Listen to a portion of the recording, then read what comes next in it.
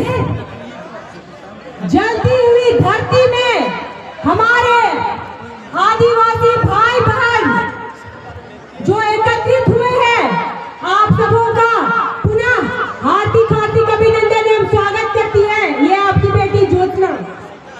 और जो ये जलती हुई धरती में आग जल रहा है, जिसमें हमारे आदिवासी भाई बहनों के दिल और धड़कन में भी जो आग जल रहा है, उसी धरती का नाम धनबाद है।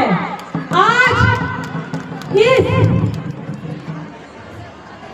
जलती हुई धरती के अंदर हमारे आदिवासी भाई बहनों का जो आदिवासी भाई बहन आबाद है, उसी धरती का नाम धनबाद है।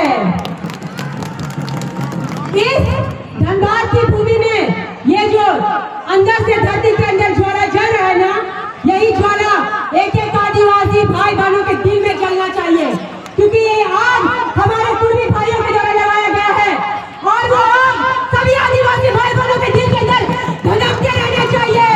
वो आग बुझती नहीं चाहिए। भाइयों मेरे, क्या वो आग बुझेगी?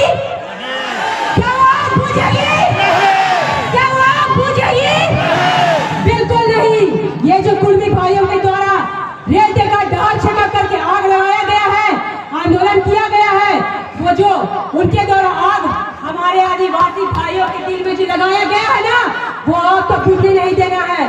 और एक एक जितने आदिवासी विरोधी गाली बाज लोग हैं, उनको मैं फिर बोलूंगी, हिम्मत है आओ, ये धनबाद की भूमि में है, आओ सामने गाली बाज लोग देख लेते हैं कि इनमें कितना कुवत है।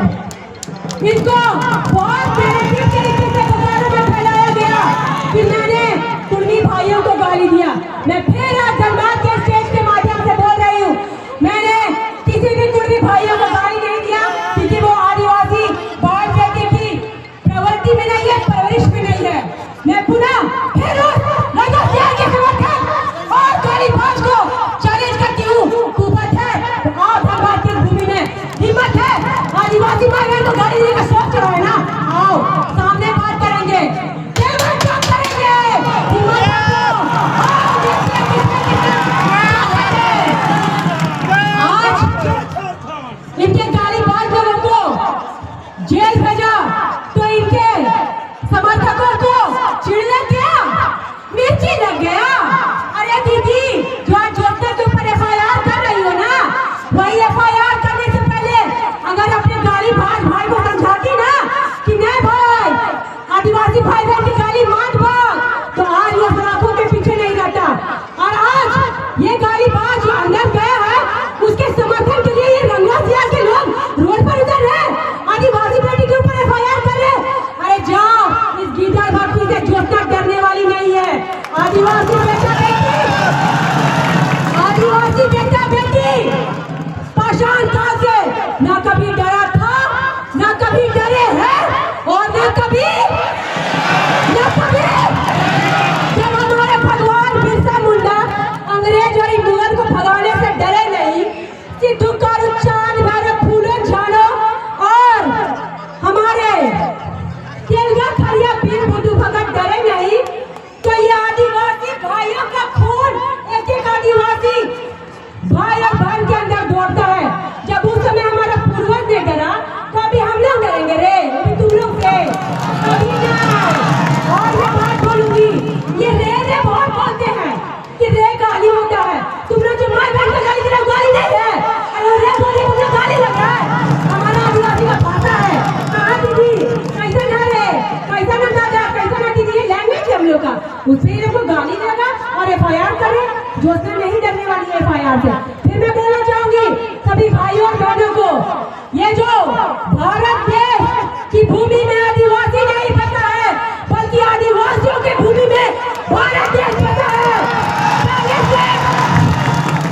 और यहाँ इस भीड़ में बहुत ऐसे विरोधी लोग भी आए हुए हैं, उनको मैं बोलना चाहूंगी कि आज रांची से चल के आज यहाँ मैं अगर आई भी हूँ ना अपने आदिवासी भाइयों को समर्थन देने के लिए, तो